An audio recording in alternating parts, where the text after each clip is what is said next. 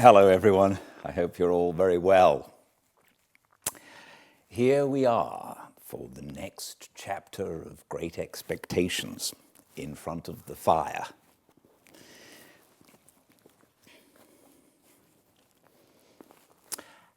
Where we left off, Pip had just had a very revealing conversation with his friend Herbert, and they had both told one another about the women that they love. And then Pip had put his hand in his pocket and pulled out the playbill for the play that Mr. Wopsle was starring in. Joe had given it to him when he'd visited. As we know, this is Hamlet. So we start at the beginning of chapter 31 with Pip and Herbert going to see Mr. Wopsle in Hamlet. Welcome to a fireside reading of Great Expectations, chapter 31. On our arrival in Denmark, we found the king and queen of that country elevated in 2 armchairs on a kitchen table, holding a court.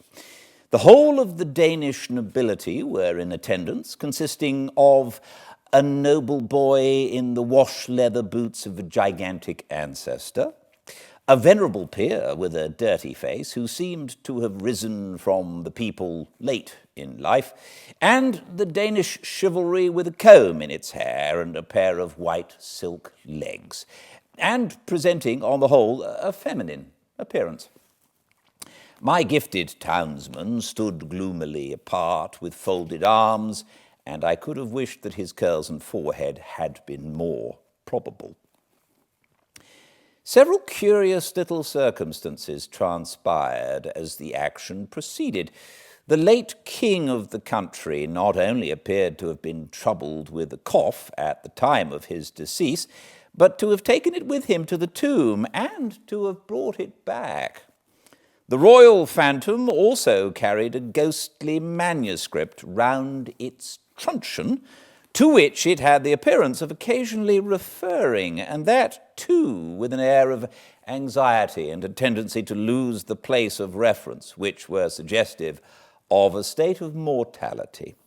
It was this, I conceive, which led to the shades being advised by the gallery to turn over, a recommendation which it took extremely ill.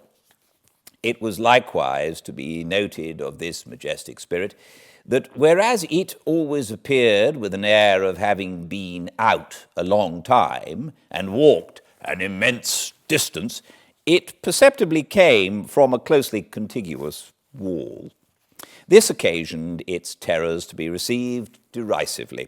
The Queen of Denmark, a very buxom lady, though no doubt historically brazen, was considered by the public to have too much brass about her, her chin being attached to her diadem by a broad band of that metal, as if she had a gorgeous toothache, her waist being encircled by another, and each of her arms by another, so that she was openly mentioned as the kettle drum. The noble boy in the ancestral boots was inconsistent, representing himself, as it were, in one breath, as an able seaman, a strolling actor, a gravedigger, a clergyman, and a person of the utmost importance at a court fencing match, on the authority of whose practised eye and nice discrimination the finest strokes were judged. This gradually led to a want of toleration for him, and even on his being detected in holy orders and declining to perform the funeral service, to the general indignation taking the form of nuts. Lastly, Ophelia was a prey to such slow musical madness that when, in course of time, she had taken off her white muslin scarf, folded it up, and buried it, a sulky man who had been long cooling his impatient nose against an iron bar in the front row of the gallery growled, "Now the baby's put to bed, let's have supper," which, to say the least of it, was out of keeping. Upon my unfortunate townsman, all these incidents accumulated with a playful effect. Whenever that undecided prince had to ask a question or state a doubt, the public helped him out with it. As, for example, on the question whether "'twas nobler in the mind to suffer," some roared, "Yes!" and some, "No!" and some, inclining to both opinions, said, "Toss up for it!" And quite a debating society arose. When he asked, "What should such fellows as he do, crawling between earth and heaven?" he was encouraged with loud cries of "Hear, hear!" When he appeared with his stocking disordered, its disorder expressed, according to usage, by one very neat fold in the top, which I suppose to be always got up with a flat iron, a conversation took place in the gallery respecting the paleness of his leg, and whether it was occasioned by the turn the ghost had given him. On his taking the recorders, very like a little black flute that had just been played in the orchestra and handed out the door, he was called upon unanimously for "Rule Britannia." When he recommended the player not to saw the air thus, the sulky man said, "And don't you do it neither, you're a deal worse than him." And I grieve to add that peals of laughter greeted Mr. Wopsle on every one of these occasions.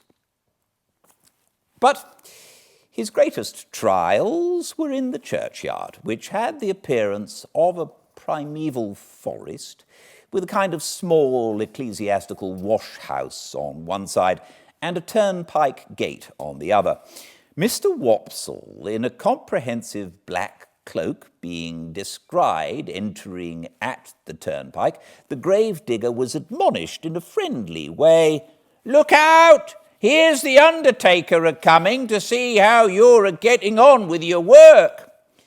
I believe it is well known in a constitutional country that Mr. Wopsle could not possibly have returned the skull, after moralizing over it, without dusting his fingers on a white napkin taken from his breast. But even that innocent and indispensable action did not pass without the comment, "Waiter!" The arrival of the body for interment in an empty black box with the lid tumbling open was the signal for a general joy which was much enhanced by the discovery, among the bearers, of an individual obnoxious to identification. The joy attended Mr. Wopsle through his struggle with Laertes on the brink of the orchestra and the grave, and slackened no more until he had tumbled the king off the kitchen table and had died by inches from the ankles upward. We had made some pale efforts in the beginning to applaud Mr. Wopsle, but they were too hopeless to be persisted in. Therefore we had sat feeling keenly for him, but laughing, nevertheless, from ear to ear. I laughed in spite of myself all the time, the whole thing was so droll, and yet I had a latent impression that there was something decidedly fine in Mr. Wopsle's elocution.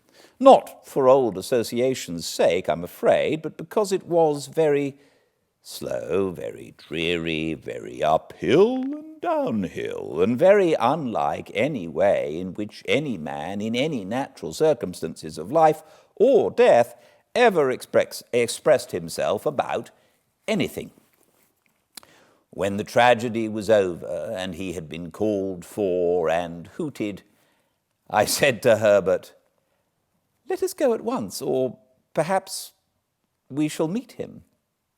We made all the haste we could downstairs, but we were not quick enough either. Standing at the door was a Jewish man with an unnaturally heavy smear of eyebrow, who caught my eyes as we advanced and said, when we came up with him, Mr. Pip and friend?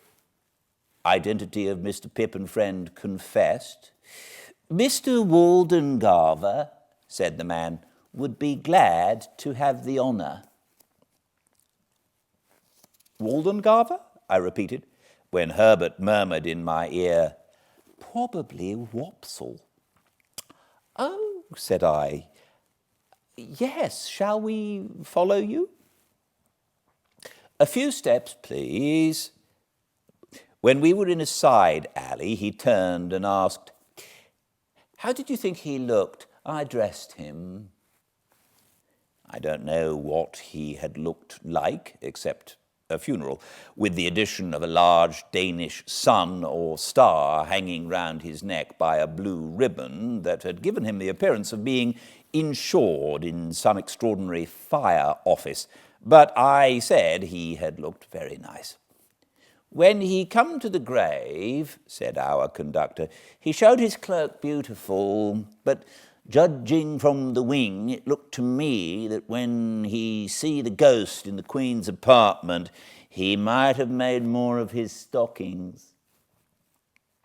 I modestly assented, and we all fell through a little dirty swing door into a sort of hot packing case immediately behind it. Here, Mr. Wopsle was divesting himself of his Danish garments, and here there was just room for us to look at him over one another's shoulders by keeping the packing case door or lid wide open.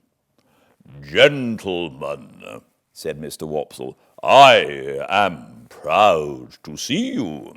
I hope, Mr. Pip, you will excuse my sending round. I had the happiness to know you in former times, and the drama has ever had a claim which has ever been acknowledged on the noble and the affluent.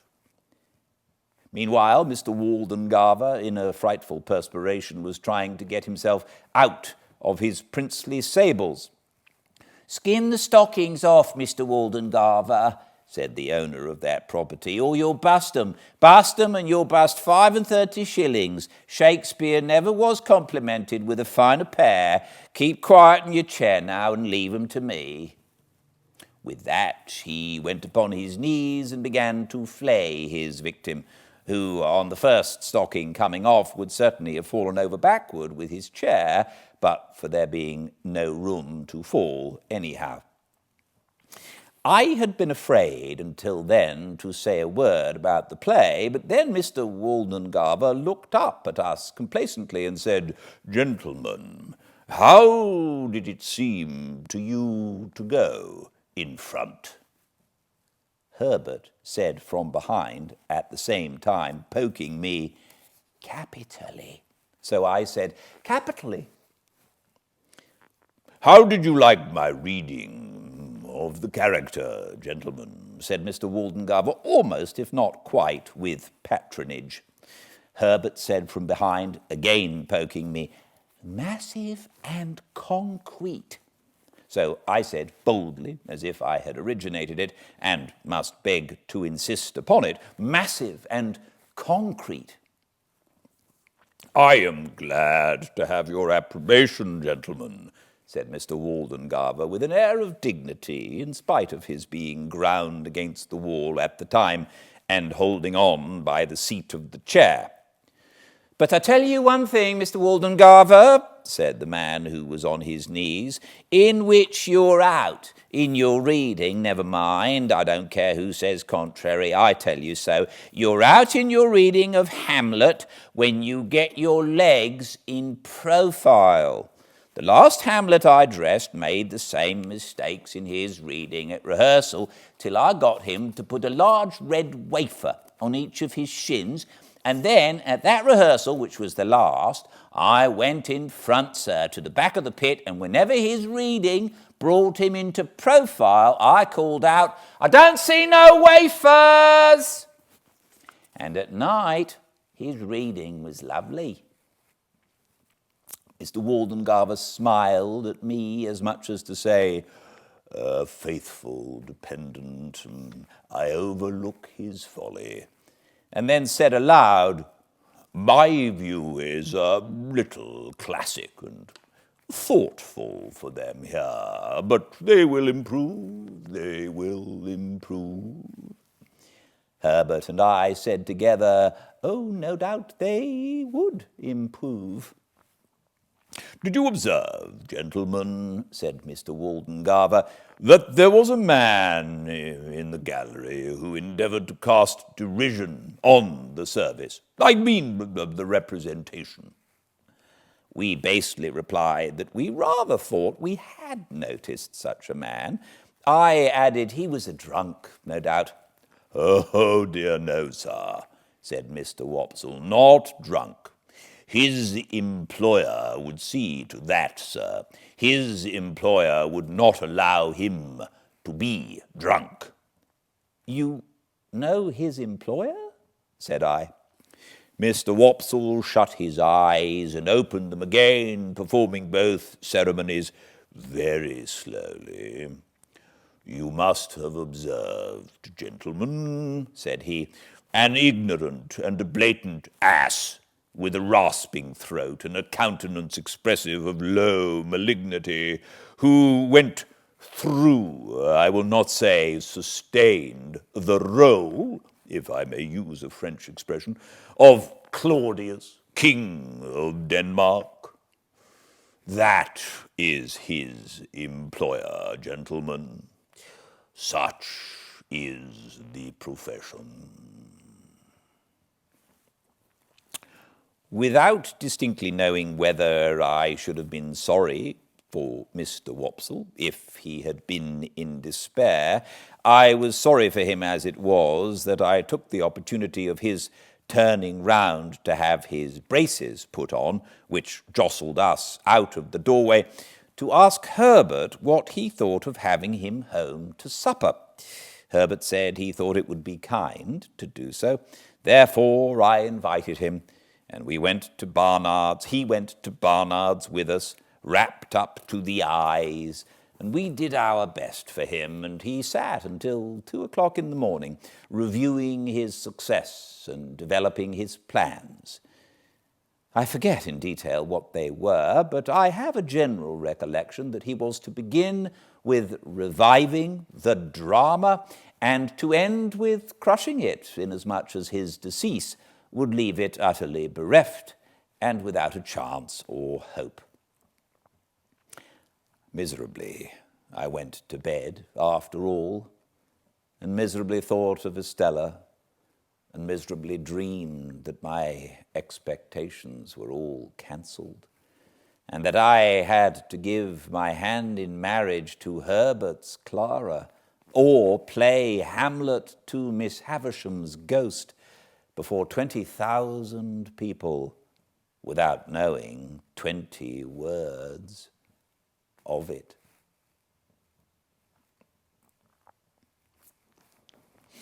Thank you very much for joining me.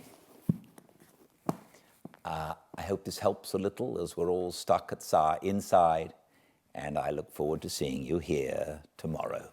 Same time, same place, for the next chapter of Great Expectations in front of the fire. Until then, please be well.